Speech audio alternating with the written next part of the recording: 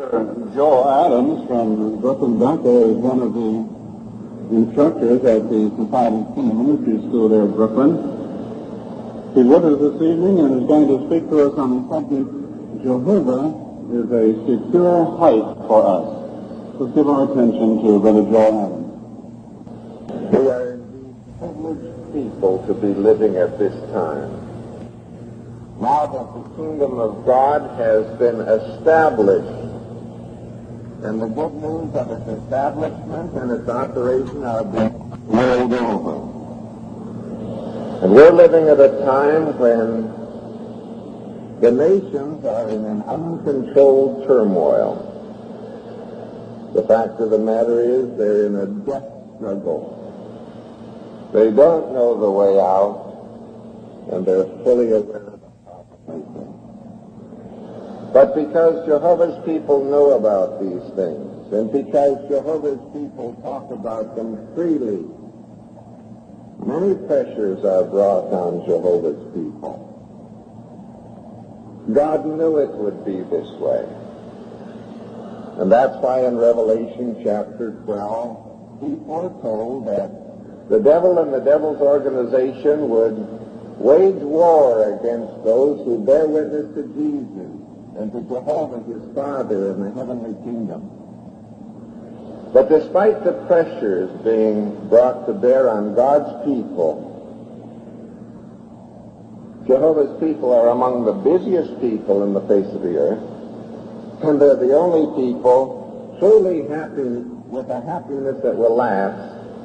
And the reason why? Because Jehovah's people know what's happening in the world today, and they understand the reason for it. And Jehovah's people also know that Jehovah is a secure height for us. If you'd like to turn to Psalm 46, we can read something here that is very encouraging. Psalm 46, verses 1 and 2 say, God is for us a refuge and strength, a help that is ready to be found during distresses.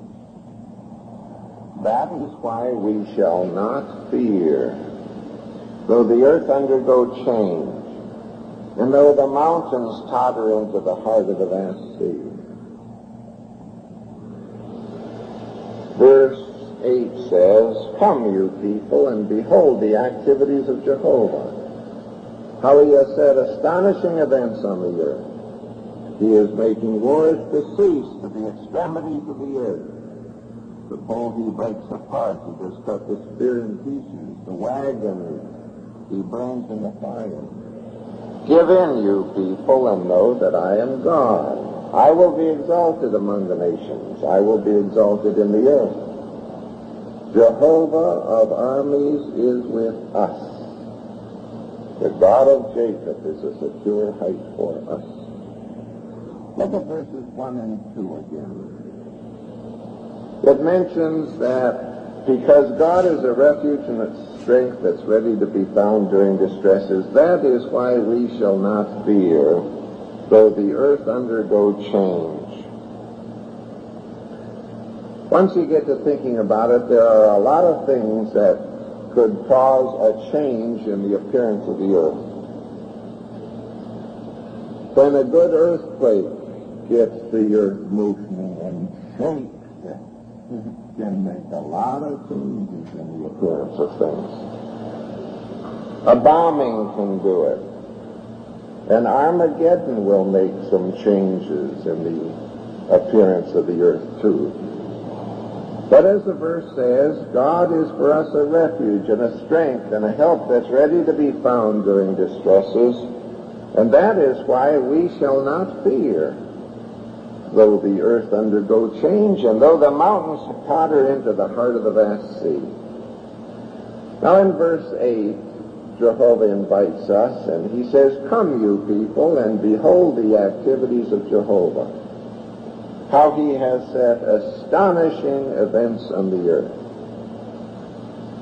That's what we're going to talk about together this evening. some of the astonishing things that Jehovah has done on this earth in times gone by and also in our time. But it's to help us learn one thing, as it says in verse 10. Give in, you people, and know that I am God. I will be exalted among the nations. I will be exalted in the earth. For a few minutes, let's take a closer look at Jehovah and his organization. Who is the head of Jehovah's organization? Well, Jehovah is, of course. A scripture that establishes the point? Well, Psalm 83:18 is well known to all of us. It says, "A people will know that you, whose name is Jehovah, you alone are the Most High over all the earth." So once we get to thinking about it, we realize that Jehovah has control over more than the earth. Yes, he's the Most High over all the earth. He has control of all the other heavenly bodies in addition to the earth. The spirit creatures, Jehovah has control of everything. Well, let's turn to Isaiah 40, verses 25 and 26. Help us to appreciate the many things over which Jehovah has control. Verses 25 and 26 ask, "But to whom can you people liken me so that I should be made his equal?" says the Holy One. Raise your eyes high up and see. Who has created these things?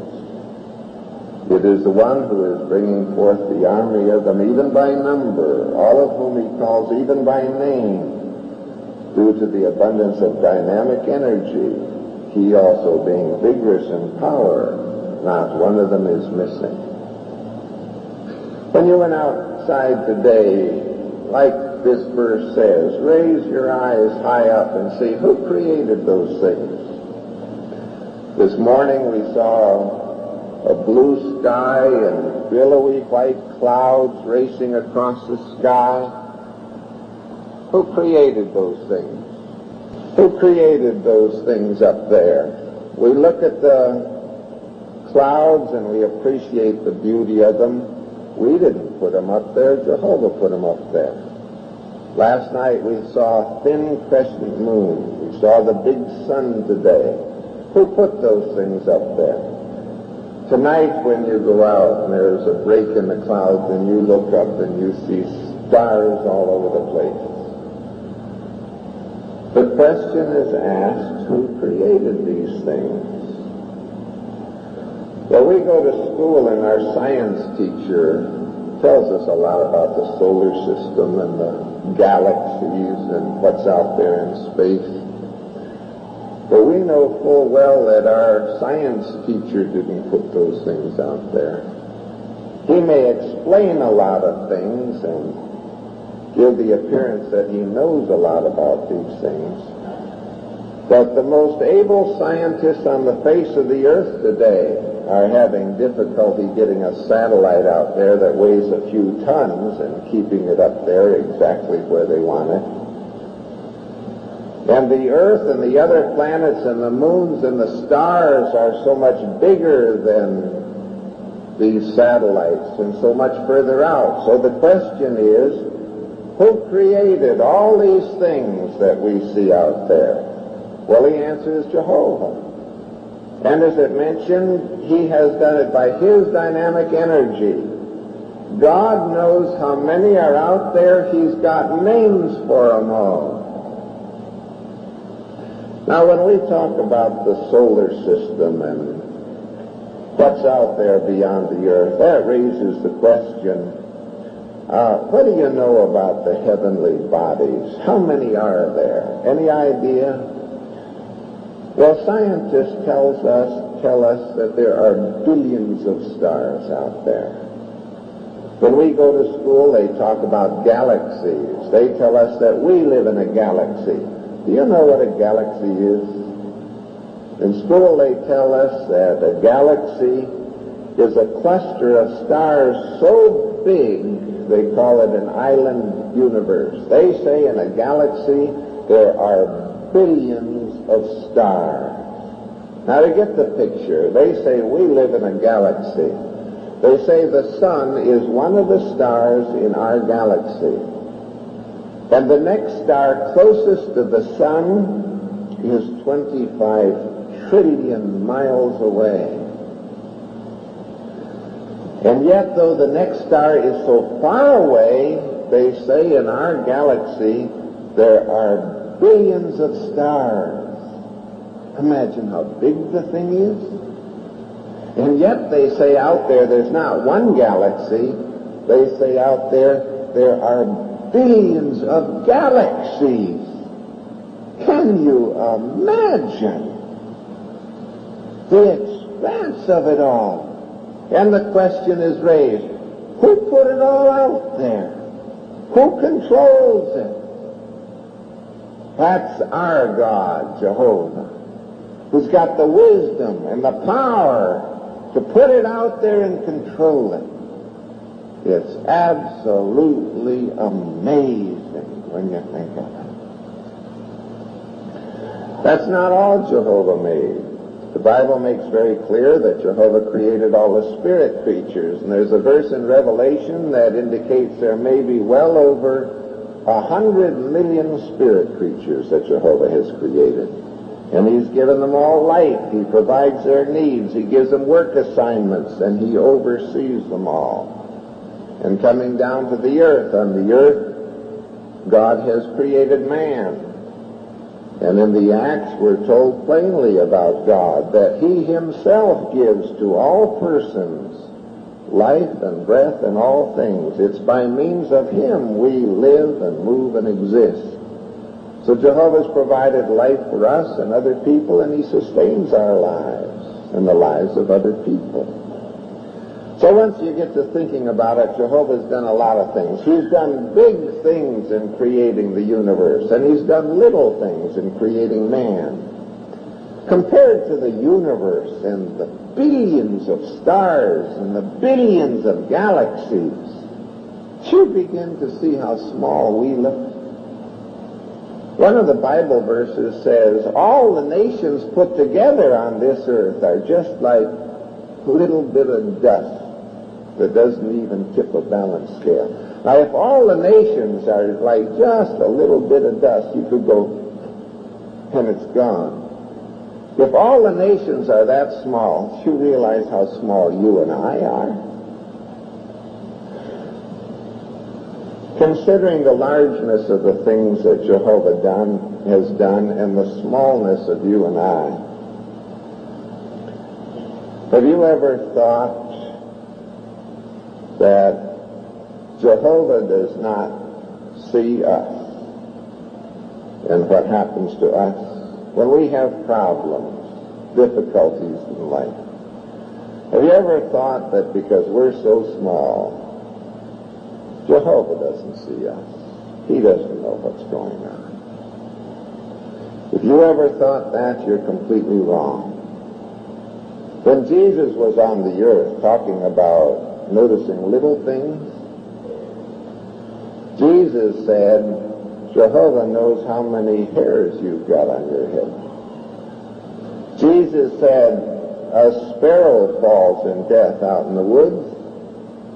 Jehovah sees that, and a sparrow's a whole lot smaller than you and I are. Jehovah sees us, and he knows what's going on with us. He's aware of our needs and our activities in his service, and he provides for them.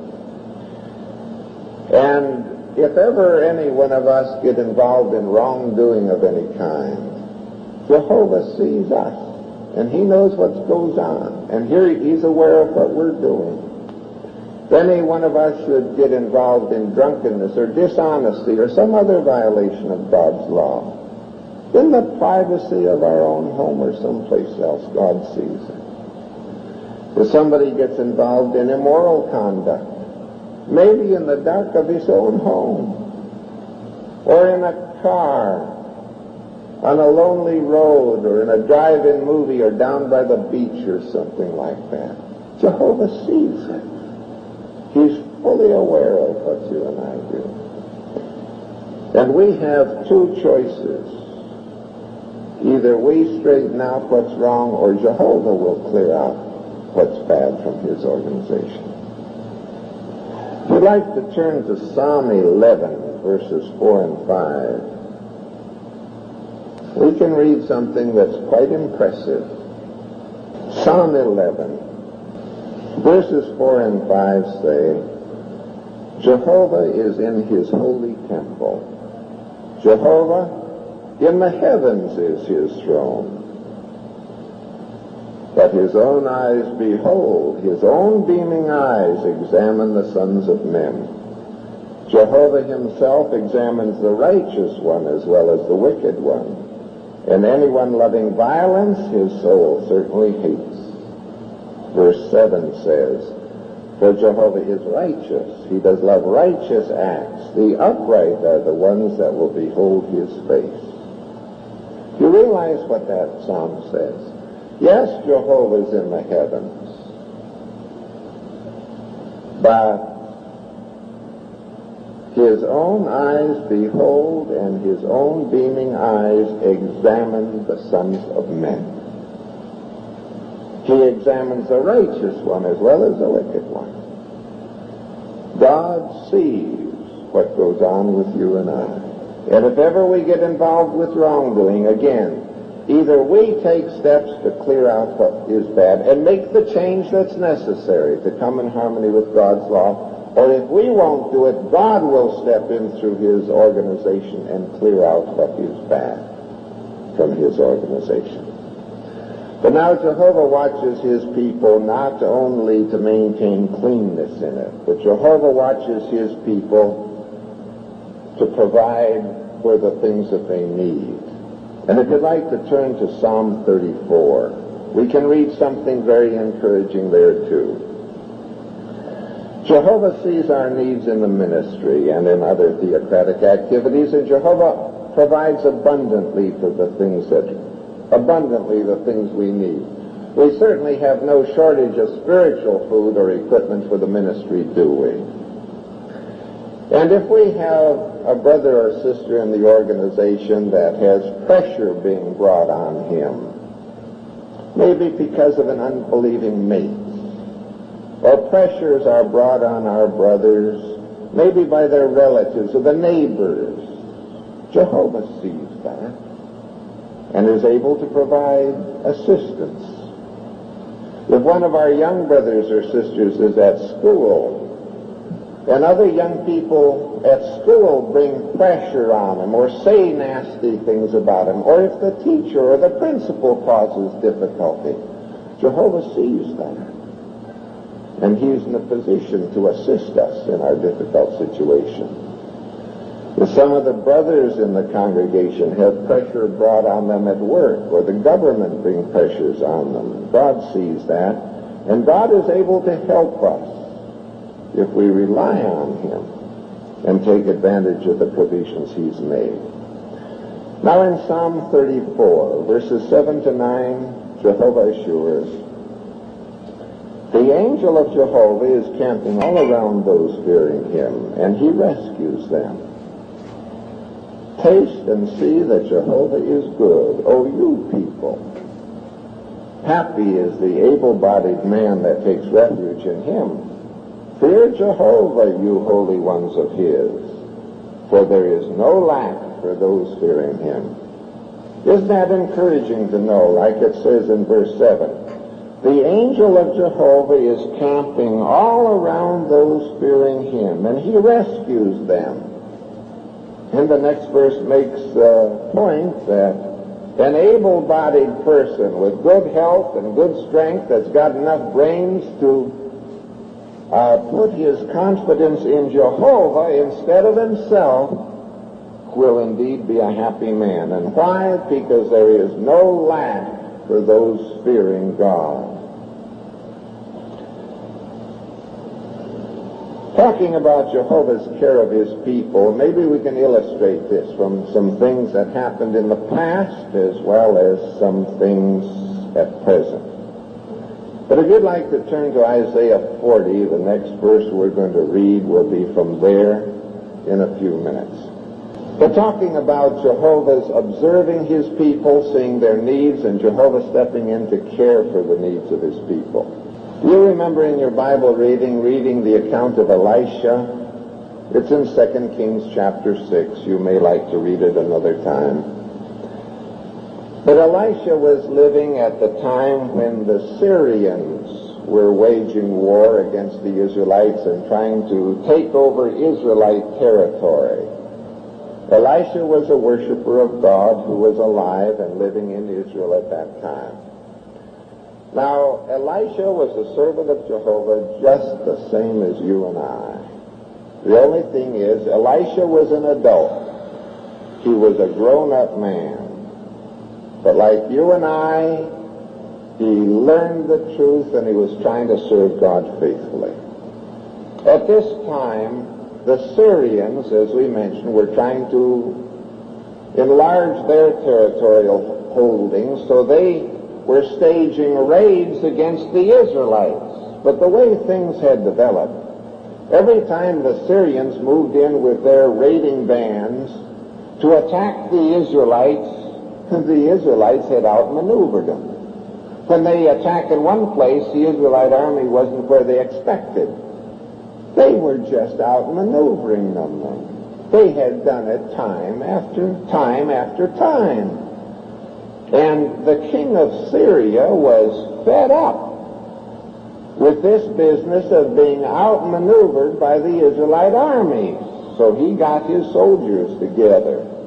And he put the question to them, which one of you fellows is a traitor in our army? Which one of you fellows is telling the king of Israel everything we do? And apparently one of his soldiers was man enough to speak up and tell him, look, you do not have a traitor in your army. If you want to know where your trouble is, your trouble lies with an Israelite man, and his name is Elisha. Elisha will tell the king of Israel the things you think and say in the privacy of your bedroom. Well, the whole thing sounded far out and too fantastic to believe, but he had suffered enough defeat, so anything was worth a try. So he told his men, all right, if Elisha is our trouble, then let's get Elisha. Now put yourselves in Elisha's shoes. Elisha did not live in a big town like you folks live in with thousands of people. He lived in a little town called Dothan, where everybody knew everybody else, their business and where they lived. Well, early one morning, the army of the king of Syria moved into Dothan. They found out Elisha lived in the town of Dothan. They had surrounded the town, and the military were buzzing all over the town. Well, it was early morning. Elisha had an attendant living with him. His attendant got up, and I guess as was his custom, he went out the front door to see what the weather was like and to get a sniff of fresh air. And he barely stepped out the door, and he saw the whole town was full of soldiers. Enemy soldiers, Syrians. So he asked somebody, what's all this about? And somebody told him, yeah, they're Syrian soldiers, and if you want to know, they're after Elisha. And the young fellow almost terrorized. You can just see him backing in the door that he came out of. He headed in Elisha's room, and he said, Elisha, the whole town's full of soldiers, they're looking for you. And Elisha wasn't excited in the slightest. She looked at the young fellow and says, look, don't worry. There's more with us than there are with them. And you can imagine the young fellow saying, but Elisha, you don't understand. And Elisha said, look, I do understand. And then he prayed to Jehovah, and he says, Jehovah, open the eyes of the young fella and let him see. And you know what he saw?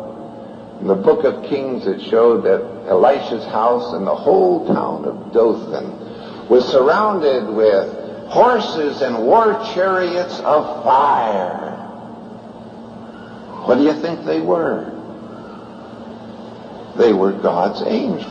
Now, isn't it interesting that God takes enough interest in his people to see one of his servants in a tight spot and send angels to take care of him like that? But that's what Psalm 34 said. He's assigned his angels to look after his people and rescue them. But it's encouraging when you read an account like that, and to know that God has enough interest to send his angels to look after even one of his servants when they get in a tight spot. To remind you of another account, you've all read in the Bible the account of Shadrach, Meshach, and Abednego. Shadrach, Meshach, and Abednego were young people.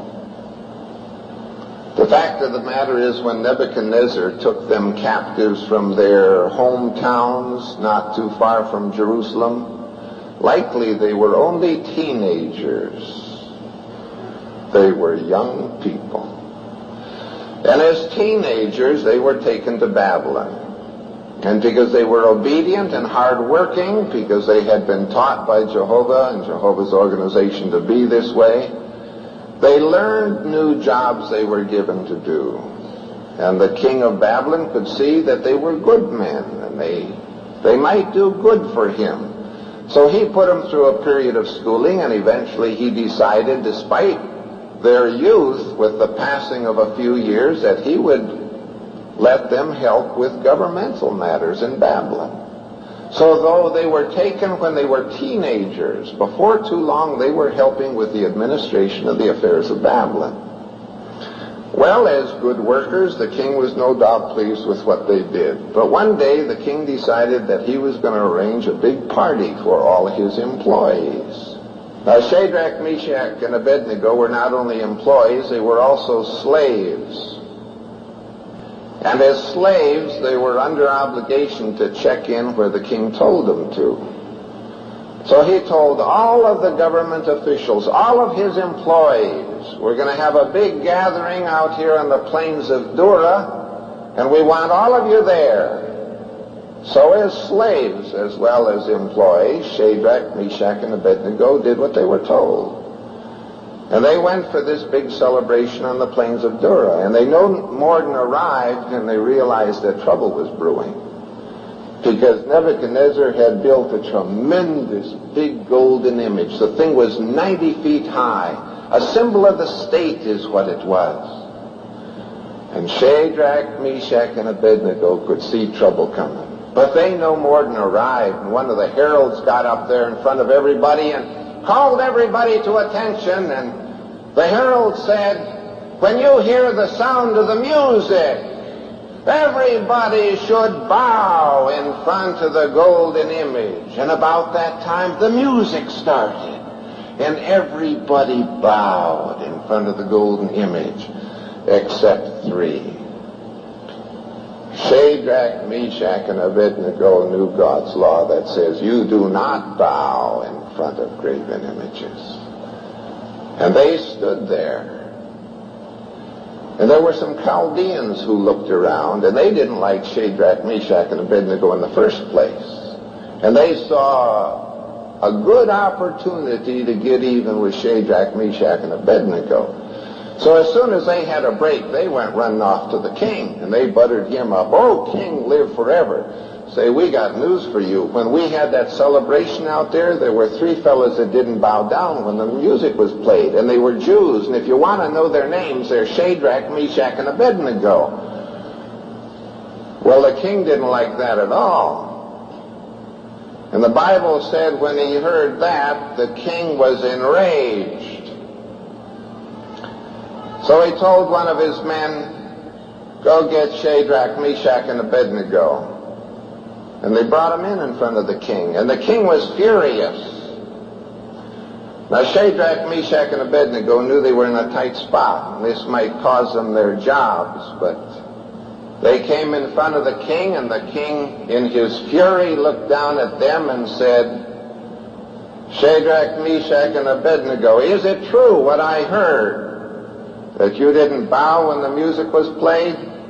He says, look, we'll play the music a second time. And if you bow, we'll have no trouble. But if you don't, I'm gonna burn you.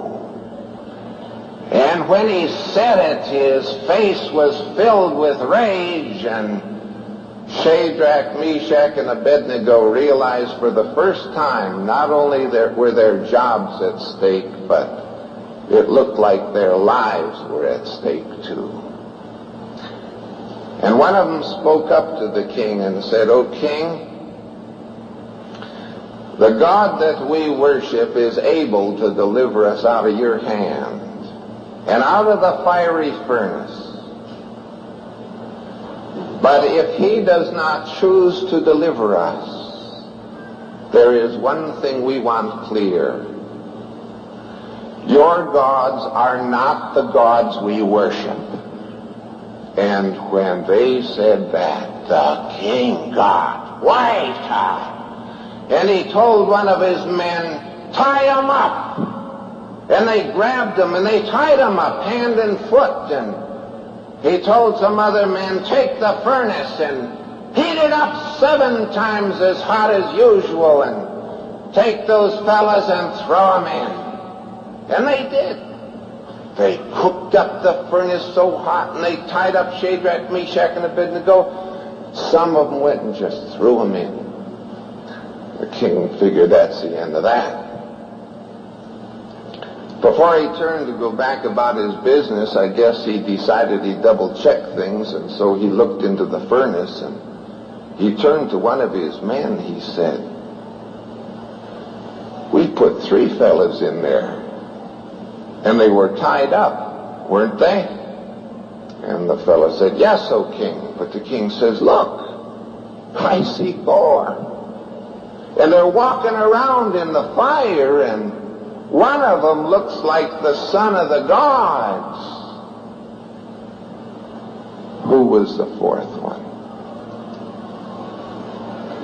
Isn't it interesting that God takes note of his people, young people, in a tight spot, who are loyal to him, and sends his angels by a miracle to preserve them? It fills you with confidence and appreciation for our God, who watches out for his people as well as the big things in the universe too. To give you a couple of examples from our time, do you remember some time ago the difficulty the brothers had in Liberia? Several years ago. Well, when that finally all got settled, there was one of our brothers in Monrovia that was working for a big industrial plant that they have there. And the management decided that they wanted to get in good with the government, and so they decided to arrange a big birthday celebration for President Tubman. And to honor the president on this occasion, they decided to build and give him a military academy. And to finance this thing, they approached all their employees and asked them if they would be willing to contribute 1 month's pay for this project. And the employees, of course, deciding it would be in their best interest and to help them keep their job and be friends with the government, they all decided yes. But there was this one employee, one of our brothers, who was not too pleased with the whole idea, and so respectfully he went in to talk to the management. And he asked the management if he could please be excused from this whole thing. He said, to start with, for religious and conscientious reasons, I would rather not make a contribution to a military academy. And he said also for religious reasons, I'd rather not have a part in a birthday celebration. Well, the management wouldn't hear anything about this. You know how the management is. They want 100% participation. And they just wouldn't hear anything about it. And they began to put pressure on them. And they got the other employees until everybody was putting pressure on our brother, and everybody expected him to lose his job. For some reason he didn't. But finally, this brother got to be the talk of the people in Monrovia. This one crazy fellow who was holding out at the risk of his job.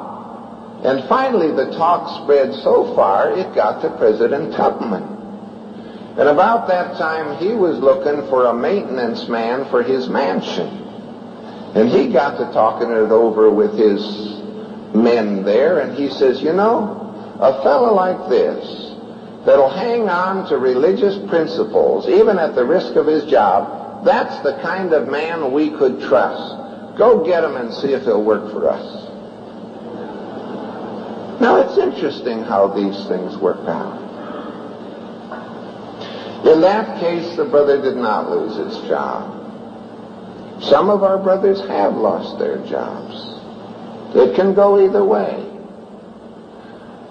But the man who is faithful to God, who has never been without the things he needs to eat and drink and clothing and covering for himself and his family, that God has promised and that God provides, whether a man keeps the job or loses the job.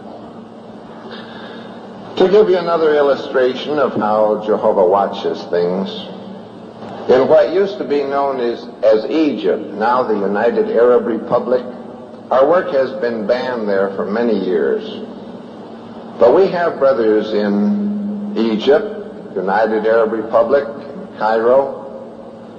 We have pioneers and special pioneers there.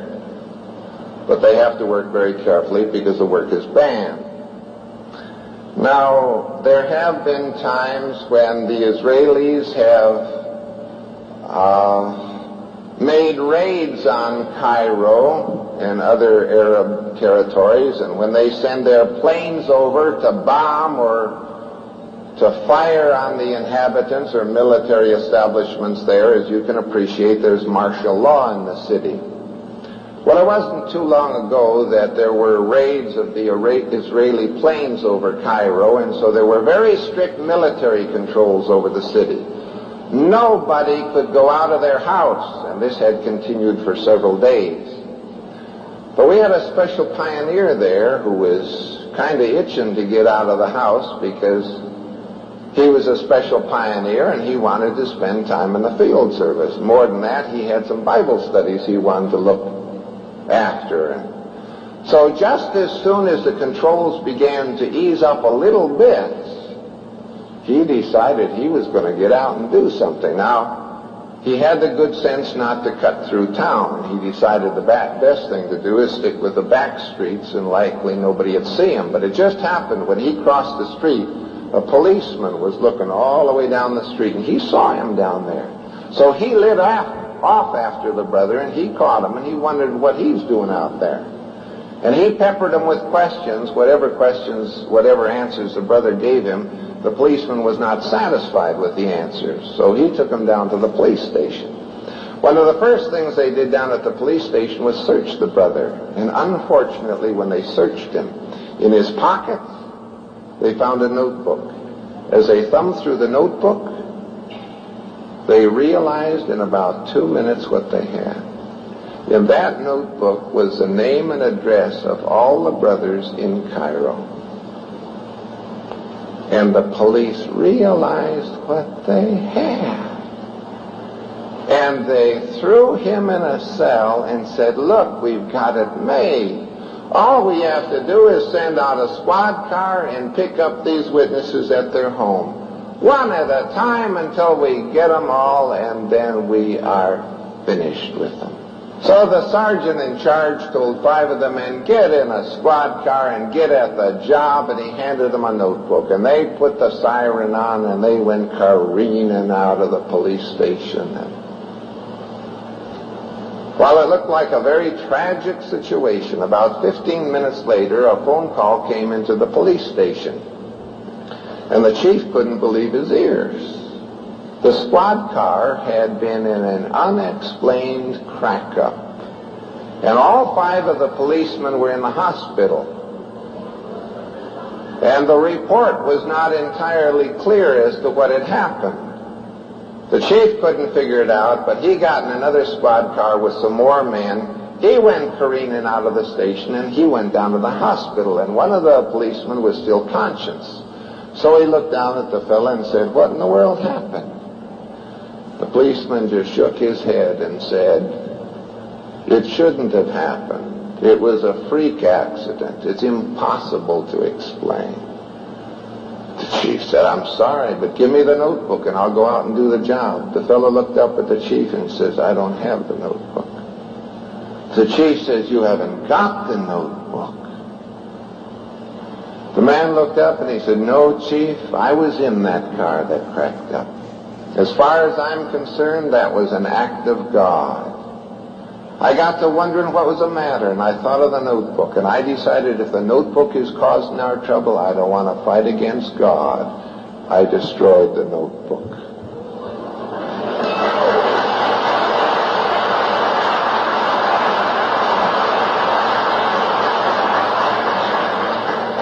It's very interesting what Jehovah and his angels can put into the mind of a man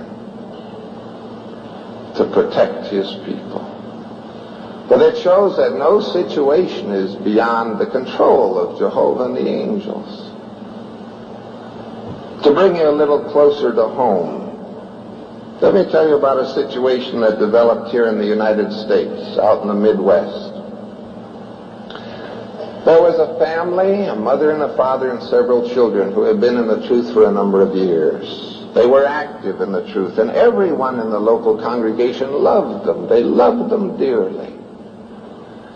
And somewhere along the line, the family got too busy doing other things. I don't know if the father got 2 jobs and they were trying to build up possessions or what it was. But the fact of the matter is they got too busy doing other things. And they started to skip meetings, and they didn't have time for meetings, and they slowed down their field service, and they didn't have time for that either. The brothers realized that they were slowing down. The brothers cared about them, and they called at their home to try and find out what was up and what they could do to help them. And while the family listened to them, they didn't respond to any of the assistance. But that whole congregation loved that family.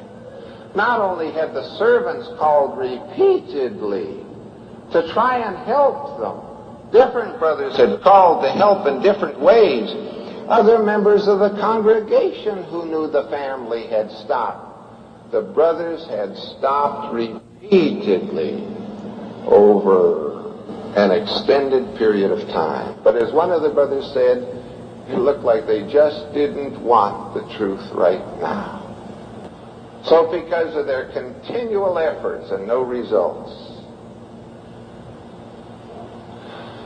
when the brothers worked down that street from house to house, it came that they used to skip the house.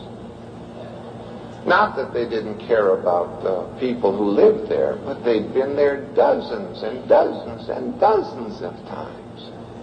There's nothing they could do. So often the brothers would work the street and they'd skip the house. The publishers did, the servants did.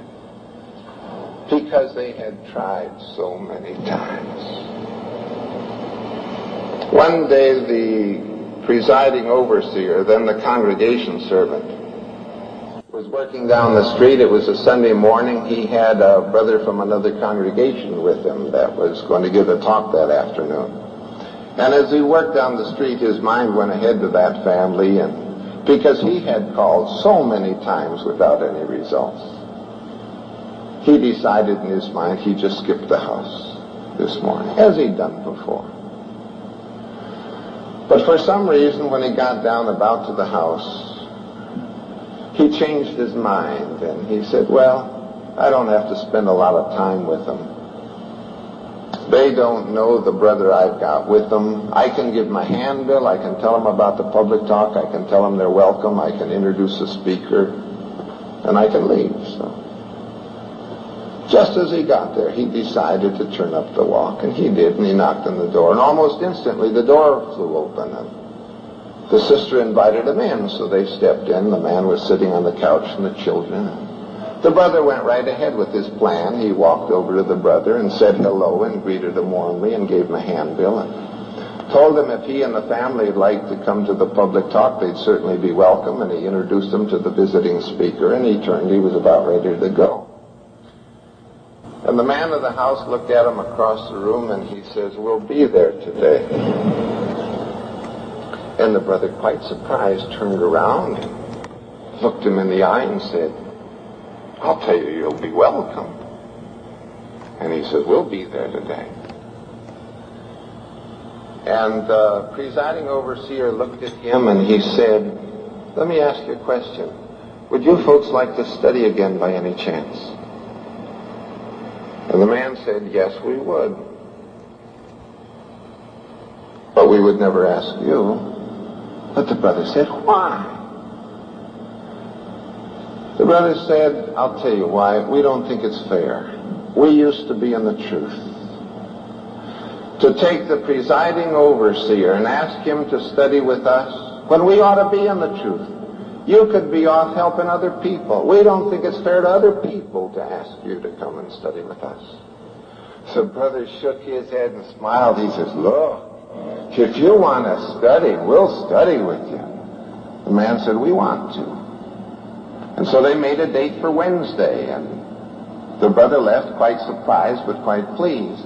The family was at the Kingdom Hall that Sunday. They came Wednesday for the study, and they had the study, and the second Wednesday, and they came back the third Wednesday. And when they took off their coats and they were sitting down and just talking, and how are you and how are things going, the wife spoke up and she told a very interesting story. She said, "Remember when you stopped at the house Sunday 3 weeks ago?" I said, "Yes." She said, "I want to tell you what happened. That morning, we were sitting around the kitchen table and eating breakfast, and somehow the conversation got going about what a stupid mistake we had made in throwing away the truth in our association with God's organization. And the kids spoke up, and they said how much they missed the Kingdom Hall, and being at meetings and with the brothers in field service. And my husband spoke up, and he mentioned he missed it. I told him how I felt, and we realized that we all had made a very bad mistake. So my husband said, "Well, we all feel this way about it while we're at the table. Let's pray to Jehovah about it." And he said, we bowed our heads, and my husband prayed to God that if there was any chance that we could still find favor in God's sight, that he please send his people back one more time. And she said, "We saw you working down the street. We were watching through the curtain, and there was only one question in our mind. Would you pass us like you did before, or would you stop?" She said, "When you turned up that walk, you'll never know how we thanked God." But isn't it interesting that God watches his people, even those in isolation, and directs things so the needs of his people are cared for? How thankful we can be that Jehovah has provided his angels, those who minister to those who will inherit salvation. And if you have your Bible open to Isaiah 40, look at verses 27 and 28. The verses say, "For what reason do you say, O Jacob, and do you speak out, O Israel? My way has been concealed from Jehovah, and justice to me eludes my God himself. Have you not come to know? Have you not heard? Jehovah, the creator of the extremities of the earth, is a God to time indefinite. He does not tire out or grow weary. There is no searching out of his understanding." Have you ever felt that in your situation, your way has been concealed from Jehovah, and Jehovah doesn't really see the situation you face? Have you ever felt that God will never see that justice is done to me and my situation and for my family will then remember these words. God does not tire out. He does not grow weary. There is no searching of his understanding, and we can be glad that Jehovah watches, and Jehovah's got the power to handle any situation, no matter what presents itself. So if ever in the future you find yourself in a tight spot, maybe with pressure brought on you by the military, like Elisha had it, or by the ruler, like Shadrach, Meshach, and Abednego had it, or maybe by your employer, or the police, or maybe because of isolation there's pressure. Remember, Jehovah watches. He sees your situation and your needs. God has the interest and God has the power to handle the situation no matter what develops. We appreciate the assurance given in Psalm 11 that Jehovah watches. His own beaming eyes examine the righteous as well as the wicked, and that Jehovah has assigned his angels to encamp around those and rescue those who fear him, and that there is no lack for those fearing him. Don't you appreciate those assurances Jehovah has given?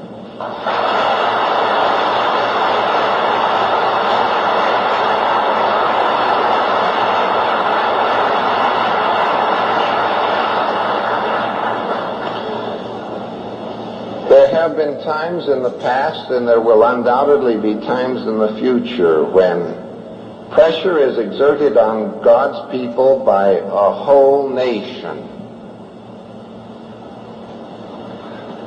A situation like that is not unnoticed by Jehovah, and it's not beyond his control.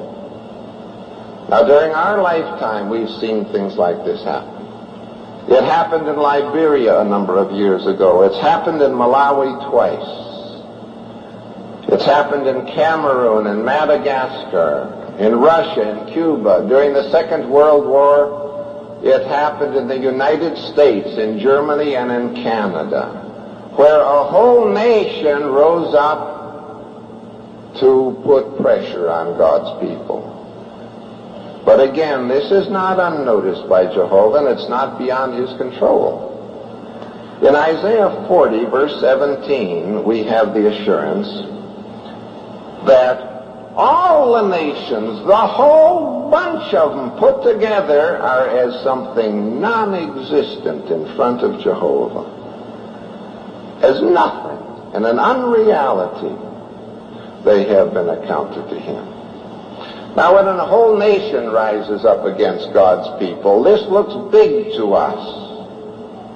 To God, it's like the nations don't even exist. It's no problem for Jehovah to handle. To illustrate this to you, do you remember the time in your Bible reading when Hezekiah was king in Jerusalem?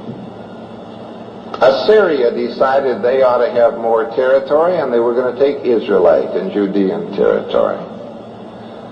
So King Sennacherib sent his army down to take over Israelite territory. And they came up against some of the walled cities, and the Bible said they smashed the walls and took the walled cities.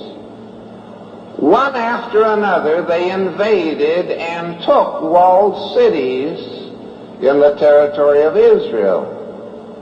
And then they got down to Jerusalem, and they were going to take care of Jerusalem the next day. And so Rabshakeh, the spokesman for the king of Assyria, came with some of his men up to the wall around Jerusalem. And some of the Jews were peeking over the wall to see what was going on, and Hezekiah and some others. And Rabshakeh yelled up there, he said, "Don't let Hezekiah tell you that Jehovah's going to take care of you. Jehovah didn't take care of the other cities, did he? And he's not going to take care of you either. Don't let Hezekiah fool you." And after some insults against Hezekiah and against Jehovah, Rabshakeh and Sennacherib and his army pulled off for a little way, and they made camp some distance from Jerusalem. And the Jews inside knew they were in a tight spot. They knew that this army had smashed the other cities.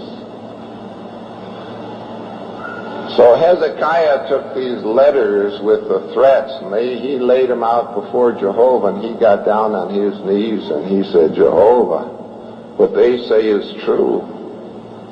Please look after your people and your city and tell us what to do. And Hezekiah sent word to Isaiah. He was living in Jerusalem at the time. He said, Isaiah, pray for us. And if there's something we should do, tell us. A little while later, word came back from Isaiah.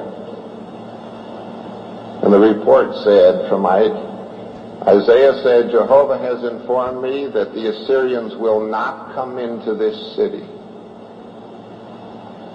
Well, that was quite a relief, but the fact of the matter, the Assyrians were still out there, 185,000 of them.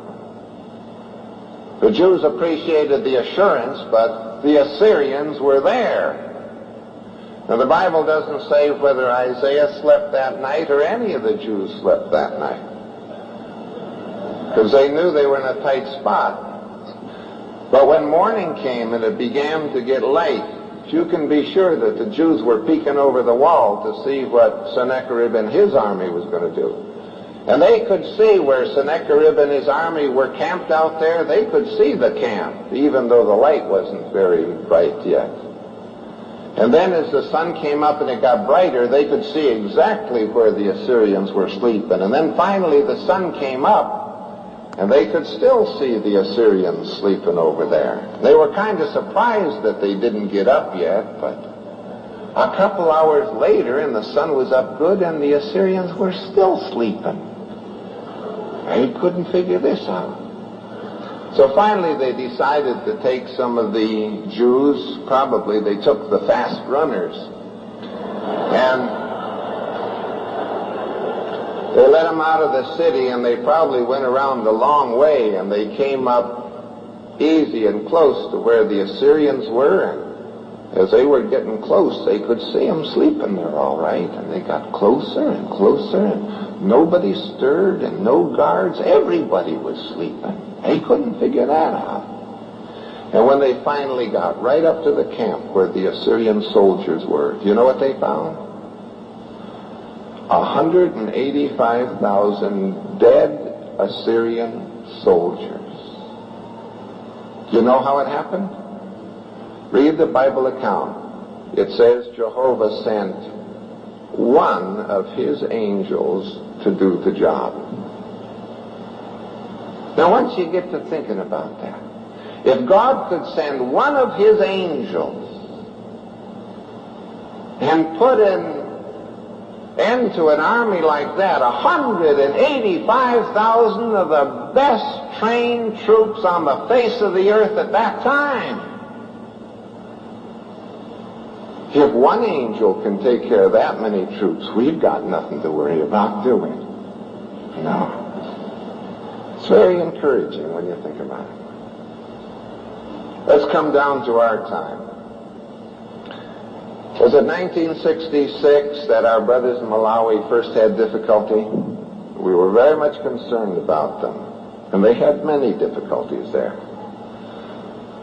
I want to tell you something that happened back in 1966, and interestingly, the same thing happened last year. In 1966, this savage persecution was brought against our brothers in Malawi. These vicious youth mobs were attacking them, and some of the brothers ran for home and shut the door behind them. And the mobs came after them and crashed in the front door. There's nothing they could do but run out the back door. And they keep on running, and they go into the bush or the wood. The woods is what they call the bush in Africa. And as our brothers were running, they looked back to see what was happening, and they saw they set the house on fire. Nothing they could do but keep running, because they knew what had happened to some of our other brothers. And they kept running into the bush, and on they went, and some of them came to the country, the boundary line between Malawi and Mozambique. Well, then was a big question. Should they leave their country and go into another country where they didn't know what would happen to them? Well, some of them decided they'd cross the border and go into Mozambique. What do you know about Mozambique?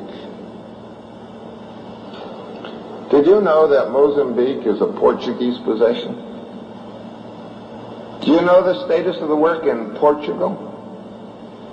It was about that same time that the Portuguese police broke into the homes of our brother in Portugal, and there they had a study, men, women, and children sitting with Bibles on their laps. And because they had Bibles on their laps, they arrested them. How many were there? 49 of them. They had this mock trial, and 49 brothers, sisters, some of them pregnant, elderly women.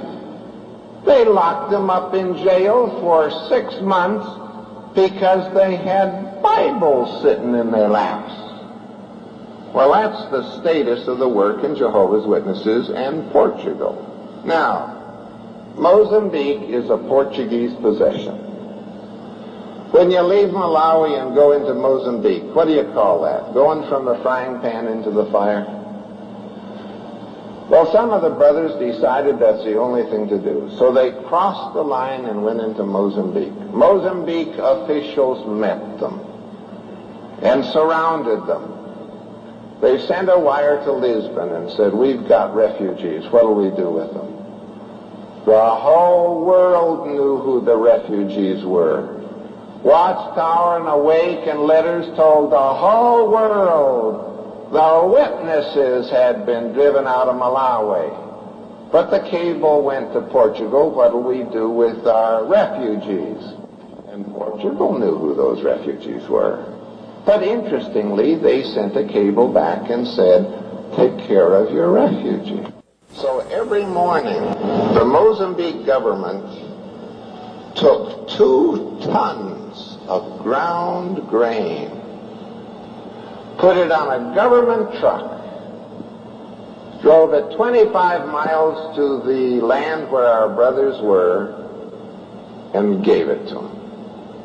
Every morning, Mozambique took 2 tons of ground meal on a government truck and gave it to them.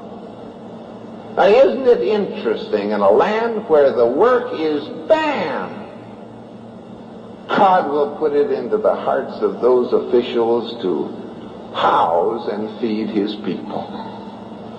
Well, now the same thing happened recently.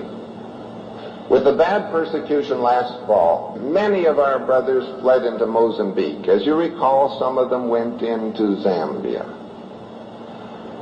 The brothers in Zambia had one hard time because the government in Zambia did not want our people. What they did, they put a string of the military around our brothers. They wouldn't let anybody to them.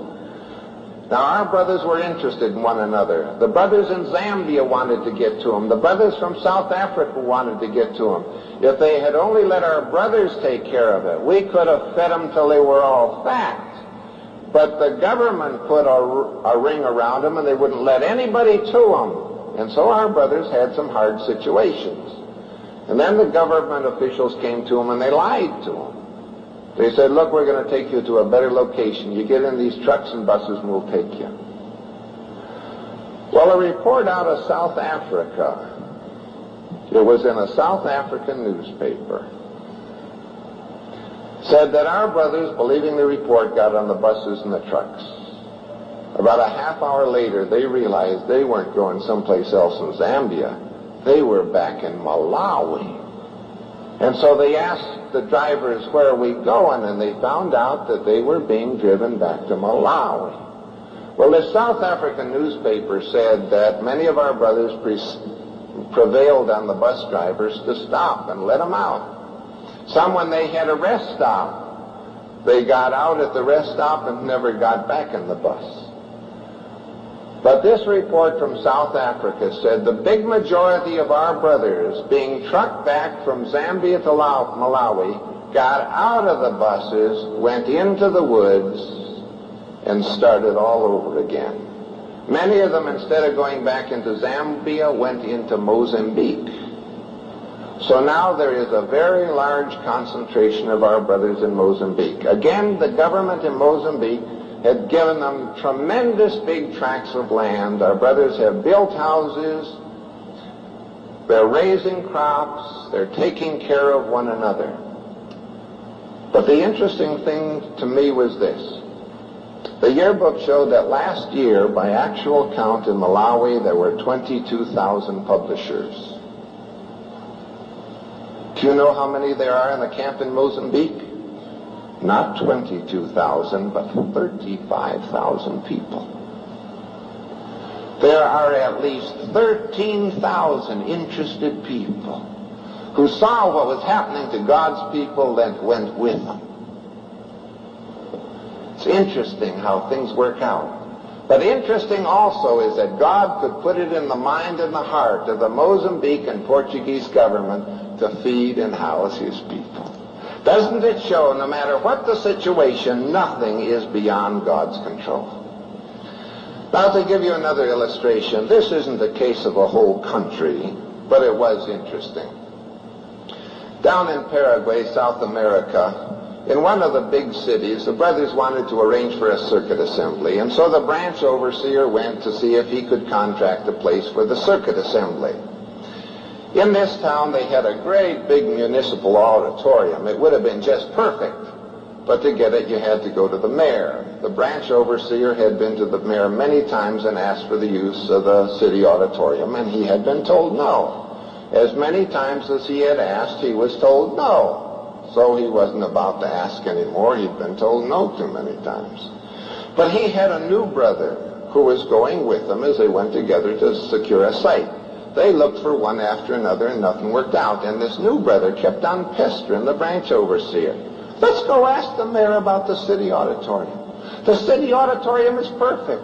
But the branch overseer explained, look, before ever you learn the truth, I've asked that guy again and again and again and again. And if he doesn't tell me no once, he tells me no 100 times. The answer is no, no, no, no, no. And the brother kept on pestering him. Well, let's ask him again. So to put an end to it, the branch overseer said, let's go ask him again. So he went up there to the mayor's office, and the mayor knew who he was right off. And he introduced himself and his companion. He says, look, we got another circuit assembly coming up. We'd like to use a municipal auditorium, may we? The mayor looked at him and cocked his head. He said, yes.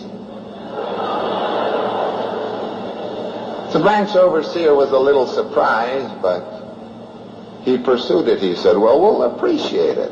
What'll it cost us? And the man's face relaxed. He said, it won't cost you a dime. You can have it. It's free. You know what they found out later in the day? That morning, the mayor had had a big fight with the priest, and he decided this was the best way to get even.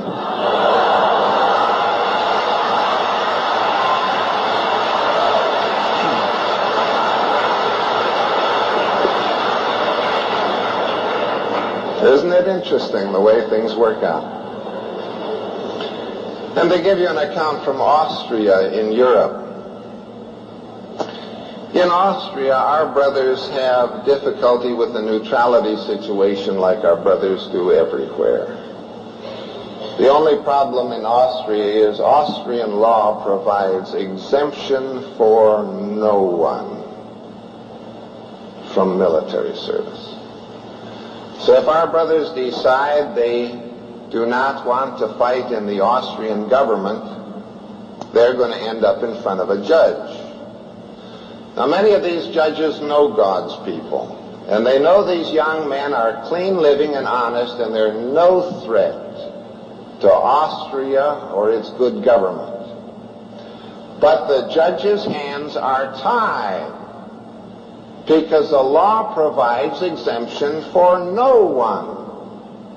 So even the judge, though the judge may honestly favor the boy and respect his stand of neutrality, by law there's nothing the judge can do for him. So you know what's happened? Some of our brothers have come up before Austrian judges. The case is called, the judge starts to interrogate the boy. And he finds out he's a witness. He finds out that he's loyal and he means what he says. And when the judge is satisfied exactly what he's got in front of him, some of those judges has hit the gavel on the bench and called the court to order. He said, "It has been the decision of this court to postpone this case for 10 years.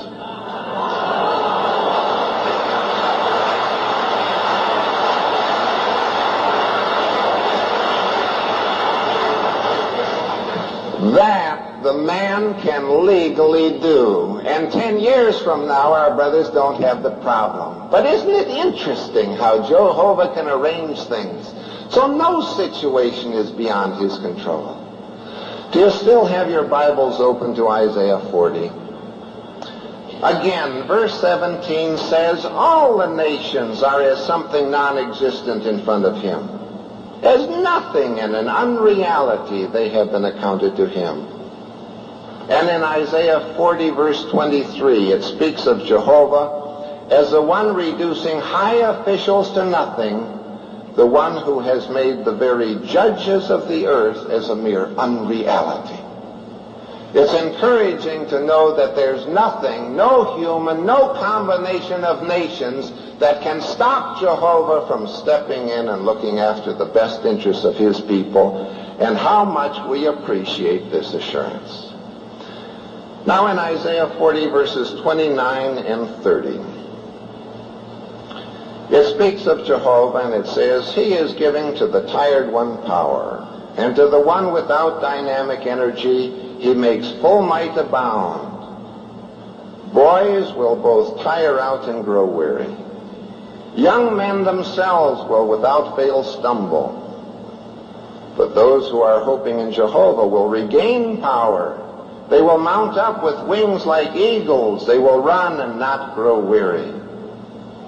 Some of us may get exhausted, but those verses assure that the tired one, who has even fallen in his exhaustion, Jehovah can renew his strength and bring him up again.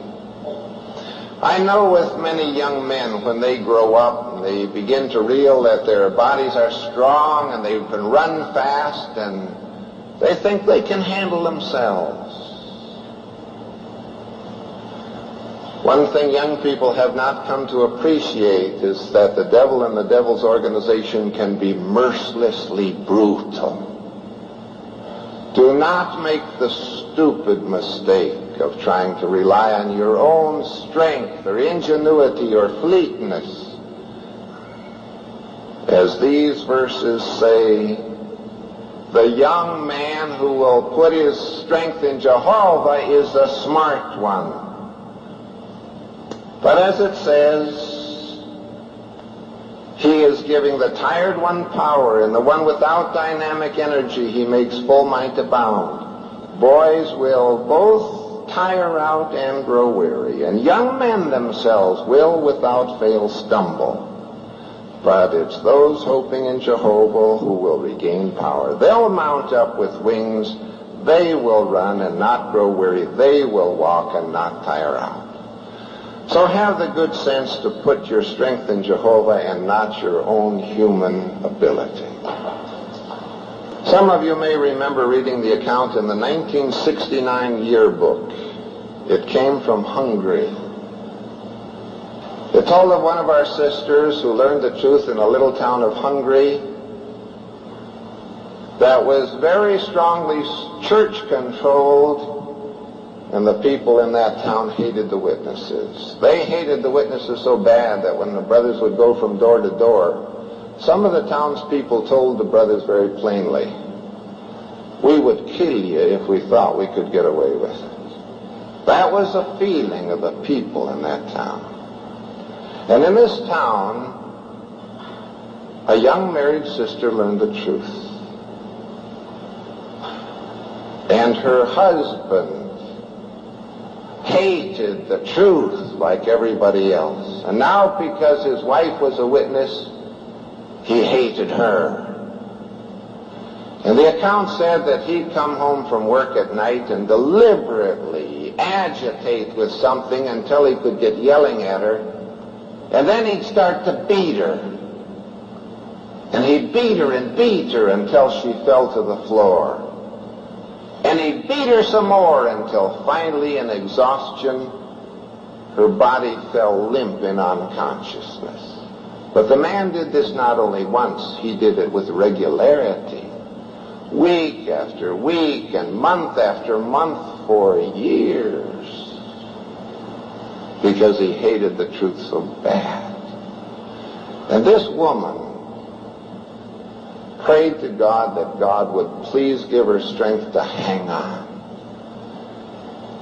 She decided to stay with her husband for many reasons known to her, but she prayed to God for strength to hang on. And this man, because of the way he treated his wife, became the hero of the church. The priest would get up in the pulpit and hold this man up as an idol and a symbol of the church. This man, in his loyalty to the church, does not spare his own wife. And he'd preach and idolize this man as a symbol of loyalty to the church. And the man and the priest were just like that. And one day, as it was his habit, this man walked into the priest's study, and while they were talking, he was looking around at the books, and he went over to a big one, and he started to pull it out. And when he reached for it, the priest put his hand up there and says, "You don't want that one." It was a Bible. And the man shoved it back, and he turned around, looked at the priest, and he said, "Why? Is it a sin to read that one?" And the priest smiled at him, saying, "No, it's not a sin to read that one. But let me tell you, if you should read that book, there's always a possibility that someday you may hold to principles like your wife does, and we would never want that to happen." And the man looked back at the priest and said, "If a man reads that book, he might someday hold to principles like my wife." He looked in the priest and said, "Is that so bad?" The priest said, "What do you mean?" He said, "I'll tell you what I mean. For years I have beaten that woman to unconsciousness. And yet when she regains strength and consciousness and can get up off the floor and walk around and do things, she cooks my food. She takes care of my boy. She cleans my house. She does my laundry. Is it so bad that a person should hold to principles like my wife?" And with that, he turned around and walked out. And he walked home, and he went crashing in the front door like he always did. And he stood there in the middle of the living room when he crashed in. His wife came in to see why he was home early and saw him there. And the man bellowed out at his wife, "Have you got a Bible in the house?" Poor woman didn't know what was coming. And she looked back at him and said, "Yes, we do." And he said, "Get it for me." And she went and got it and walked over and handed it to her. And he held the thing and he said, "Would you study it with me?" And the woman looked at him and said, "Yes, of course." She said, "It would be better if one of the brothers studied with you, but I'll study with you." And the man said, "If it's better for one of the brothers to study with me, get one of the brothers to study with me." And she called and got one of the brothers. And the man studied and he learned the truth. Today, when they come to meetings, she sits in the Kingdom Hall with her husband beside her and the boy. When they go from house to house, she goes with her husband and the little boy. Can you imagine how that woman thanks God that he gave her the strength to hang on until her husband learned the truth. But that's the point of the verse. God gives the tired one power, and the one that falls, he'll strengthen them. And we appreciate that assurance too. Now, as we mentioned with young people, it's very foolish for a young person to trust in himself. It's in Psalm 34 that we read the verse. Happy is the able-bodied man who trusts in Jehovah. And young able-bodied people who have got the good brains to trust in Jehovah are the ones who will be strengthened when the pressure's on, just like Shadrach, Meshach, and Abednego were. For just a few minutes, let me take you back to Egypt, or the United Arab Republic. As we mentioned there, the work is banned. In Egypt, if I remember correctly, it's Cairo. There's a family in the truth, a mother and a father and a little girl. And in Cairo, the police have been after the circuit overseer for quite a while. They know there is such a man. They do not know his name. They do not know what he looked like. But they're after him and they want him. One day they were pretty sure that the circuit overseer was in town, but they didn't know who he was or where he was. So the police, early one morning, it was about 4 o'clock in the morning, the family was sleeping. Without any warning, the police threw their shoulder against this family's front door and crashed their way in and ended up in the living room. In the living room there were 2 doors. They took their pick and went crashing into the one. They ended up in the couple's bedroom. And looking at the couple, they were screaming at him, "Where is he? Where is he? Where is he?" The couple were trying to wake up. What was happening? Much less answer any questions. Well, after a little yelling and screaming, they went out of that room and crashing in the other room. And you know what they found there? An empty bed and an open window. They were in the right house but the wrong room. Now that's the closest they ever got. But they decided that this family knew something. So they took the husband and the wife and the little 13-year-old girl down to the police station. And I'll tell you, they gave those parents a working over because they wanted to find out who this fellow was. The parents weren't saying anything. And finally, after a long, long day of hard interrogation, one of the police looked at the other and said, "Hey, what about the 13-year-old girl? Maybe that's the answer to our question." So they locked the parents up and went and got the 13-year-old girl. And they started with sweet talk. They said, "Hi, how are you? What's your name?" And she didn't answer.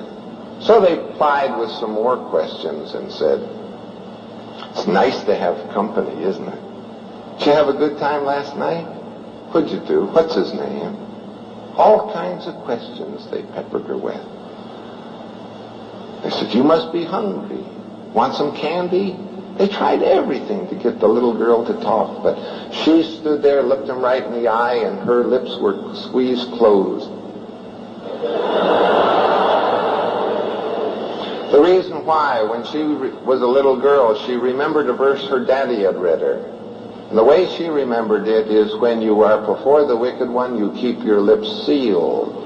And to her, that's what it meant. She wasn't opening them for candy or anything. She wasn't opening them to answer questions. And finally, the police got about worn out and they started to yell at her.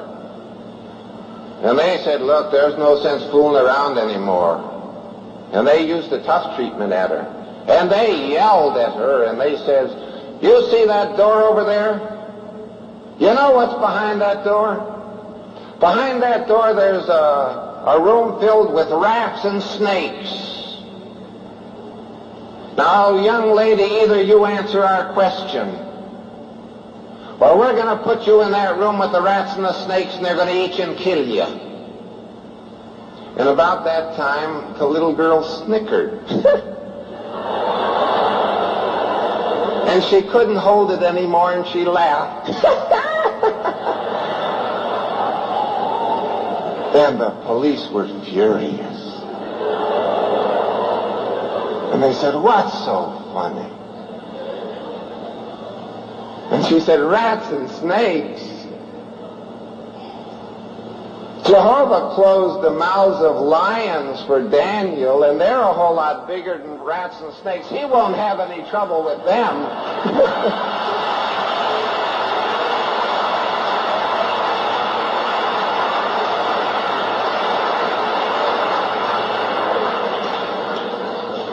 Well, that's interesting what Jehovah can do for those that put their trust in him. Now, you may not find yourself in a situation like that. You may be a young person that goes to school in this area.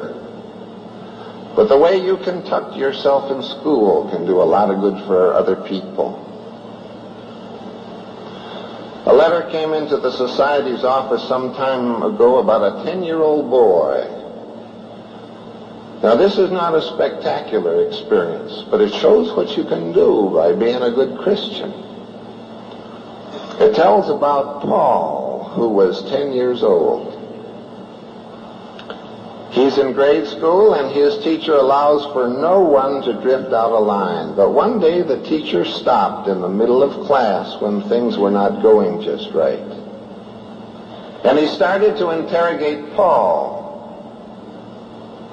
And he asked him how many religious meetings he went to a week, where they were, how long it took to travel to them, how long he stayed at the meetings, when he studied at home.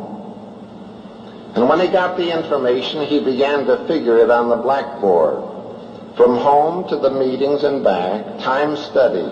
And when he got it all figured up on the blackboard, he called the class to attention, and he said, "Look, Paul spends 14 hours a week devoted to religious activity, and he still gets his homework prepared." His point was made that the class had an additional 14 hours a week free time, and the teacher told them, "Look, either you devote more effort to the school or you join Paul's religion, one of the two."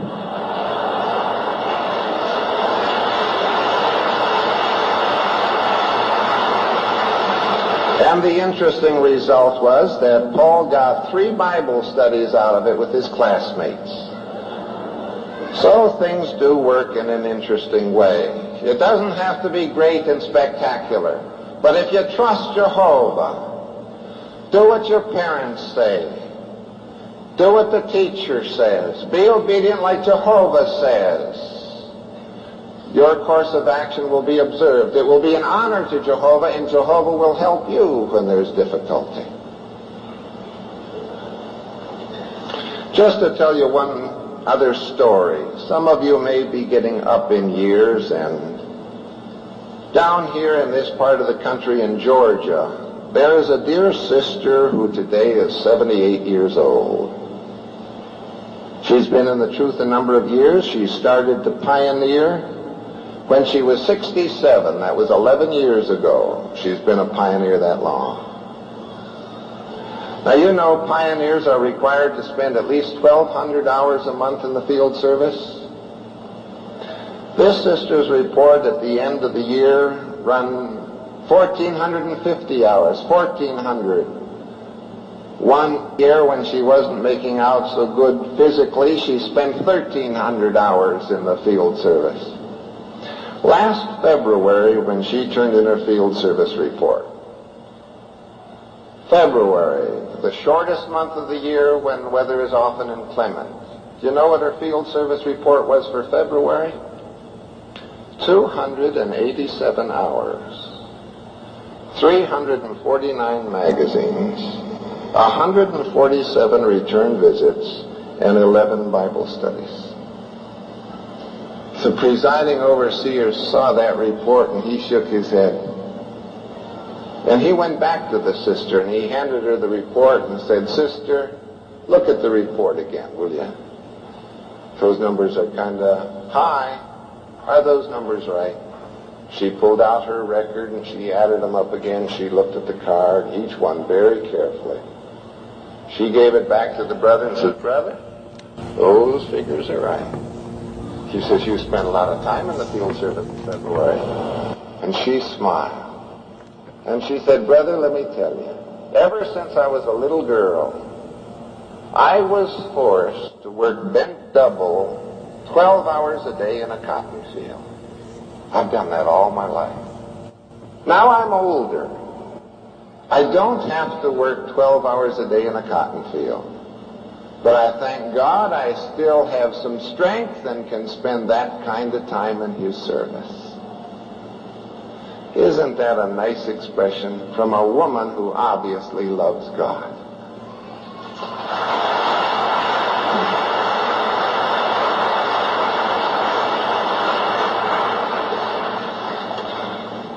Well, brothers, as we think about these things, now, while we have very few pressures brought upon us in this part of the world, we want to use our time well now while we have the opportunity. Use your time beneficially in personal study and family study. Get to know Jehovah better and His promises. Build up your love and your confidence in Him, again, through personal study and family study. Use your time wisely. While you have the opportunity and the freedom, have a full share in the service. Mold your heart so you love God's service. And you have delight in doing God's will and having as full a share in it as you possibly can. Now, while the pressures are few, use your time wisely to show you appreciate the truth and you want to learn it and be active in God's service. And while you do it, you will be very encouraged by what is in Isaiah 41, verse 13. Verse 13 says, for I, Jehovah your God, am grasping your right hand. I am the one saying to you, do not be afraid. I myself will help you. What an assurance from God, no matter what the future may bring. If you'd like now to turn back to Psalm 46, this is where we started our discussion. And it may be now, an hour later, as we read these verses, they'll mean more to you than they did when we started. Psalm 46, verses 1 and 2 say, God is for us a refuge and strength, a help that is ready to be found during distresses.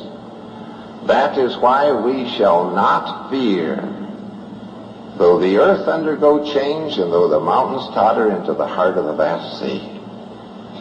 And verse 10 says to us, give in, you people, and know that I am God. I will be exalted among the nations. I will be exalted in the earth. How thankful we are for the assurance in verse 11. Jehovah of armies is with us. The God of Jacob is a secure height for us. Don't you thank God for that assurance?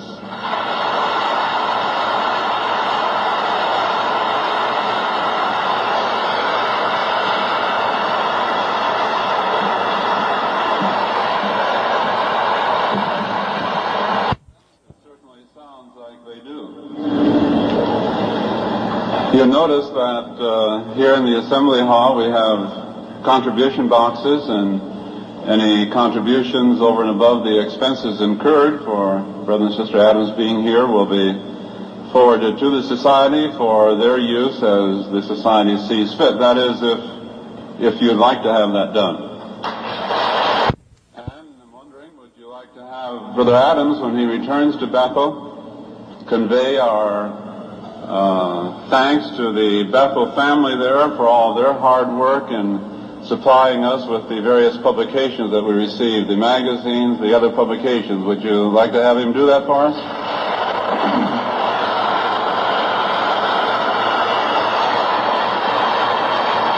And I'm confident that Brother Adams will be happy to convey our thanks to the Bethel family. Certainly it's been a very fine evening. We've been spiritually upbuilt by being here, all 999 of you.